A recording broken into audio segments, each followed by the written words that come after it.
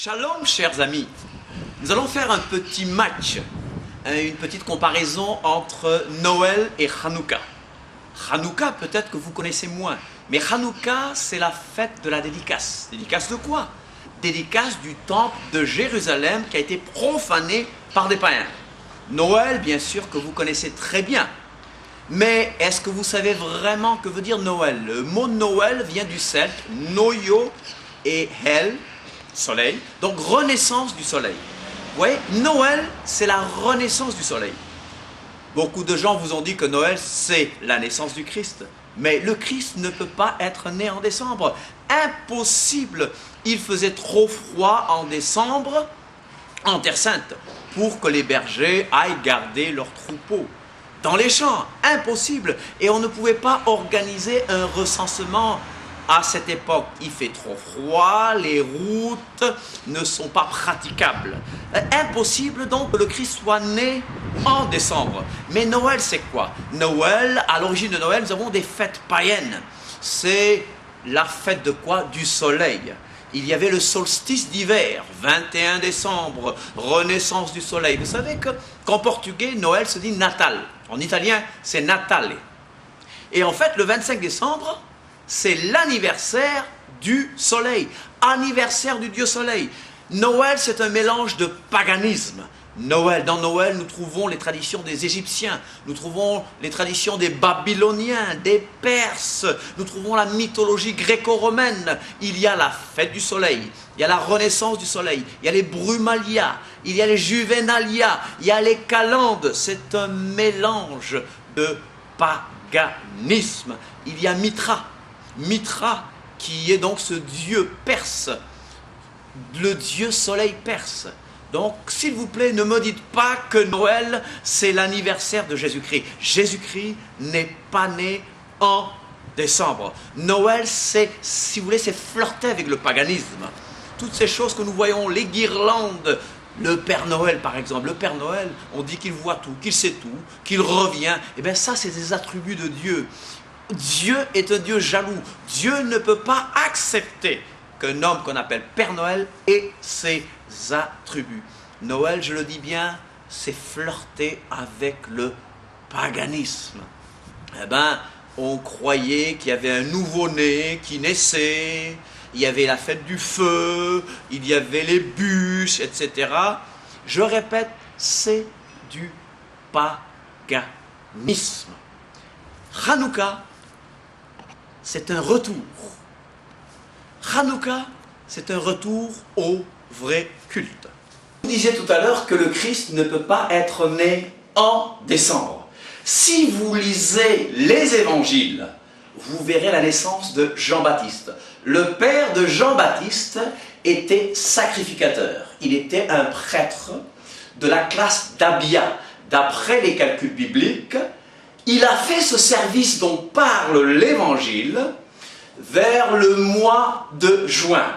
Nous croyons que c'est bien après ça, que c'est quelque temps après en fait, que Jean-Baptiste a été conçu. Donc Jean-Baptiste a été conçu vers la fin du mois de juin.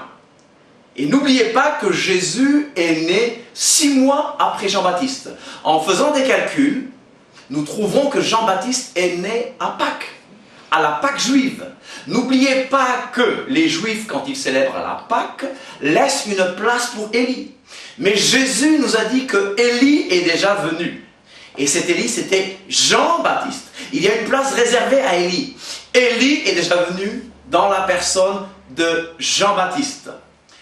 Élie naît à Pâques, ça tombe en mars-avril. Vous savez, nous suivons le calendrier juif, mais ça tombe en mars ou avril. Jésus qui naît 6 mois après, ça fait quoi? Calculez un peu avec moi. Donc, mais je vais vous dire une chose. Jésus a été conçu en décembre. Il n'est pas né en décembre, mais a été conçu en décembre à la fête de Hanouka. Hanouka plus 9 mois, ça fait septembre, octobre. C'est pour ça que nous disons que Jésus, nous le croyons, que Jésus donc est né en septembre, octobre, à la fête de Sukkot, la fête des tentes, la fête des cabanes. Et la Bible nous enseigne que Jésus est venu tabernacler parmi nous. Je parle de Hanouka. La Bible nous enseigne que Jésus était à Jérusalem pendant la fête de Hanouka. Jean l'apôtre, dans Jean 10, versets 22 à 23, dit « On célébrait à Jérusalem la fête de la dédicace. » On célébrait donc à Jérusalem la fête de Hanouka. C'était l'hiver. Et Jésus se promenait dans le temple. Jésus donc se promenait dans le temple. Jésus, si vous voulez, a participé à la fête de Hanouka. Hanouka, c'est la fête de la dédicace. Hanouka, c'est la fête de la lumière. C'est le festival de lumière. C'est une fête annuelle de 8 jours. Je dis bien que Hanouka commémore la restauration et la nouvelle consécration du temple de Jérusalem. Ce temple avait été profané par les Grecs, et spécialement par cette dynastie hellénistique, la dynastie des Séleucides. Il y avait donc ce personnage, Antiochos Épiphane, Antiochos IV Épiphane, qui contrôlait la Terre Sainte, parce que l'Empire grec était partagé entre deux généraux à ce moment de l'histoire. Il y a un qui contrôlait l'Égypte, l'autre contrôlait la Syrie. La Syrie donc avait cette dynastie hellénistique qui dominait la Terre Sainte. Les Juifs étaient donc sous la domination des Séleucides. Mais il y a une révolte, la révolte des Maccabées. Les Maccabées, c'est une famille de patriotes juifs. Et le plus connu, c'est Judas Maccabée. En fait, Judas Maccabée était fils de grand prêtre qu'on appelait Mattiyahu. Mattiyahu était grand prêtre. Et sachez que les Séleucides avaient interdit aux Juifs de pratiquer leur religion, leur foi. Ils interdisaient la pratique du Shabbat. Ils interdisaient la pratique de la circoncision. Ils ont interdit aussi la pratique du kashrut, c'est-à-dire manger de manière, selon la loi de Moïse, la pureté, n'est-ce pas? Je vous dis une chose, il y a quand même eu des Juifs fidèles qui ont continué à ne pas obéir aux Grecs. Ces Juifs fidèles, qu'est-ce qu'ils ont fait? Ils ont continué à pratiquer leurs mitzvot. Les mitzvot, c'est les lois. C'est les lois de l'Éternel. Alors, une fois ces Grecs, ces Syriens hellénistiques sont venus et ils ont établi un autel sur la place du marché. Et ils ont demandé aux Juifs de faire des sacrifices, d'offrir des sacrifices aux dieux grecs. Et le grand prêtre Mattiyahu a refusé et il appelait ses fils. Il avait 5 fils, dont Judas Maccabée. En hébreu, c'est Yehuda Hamakabi. Pourquoi Hamakabi? Hamakabi veut dire le marteau. Le marteau.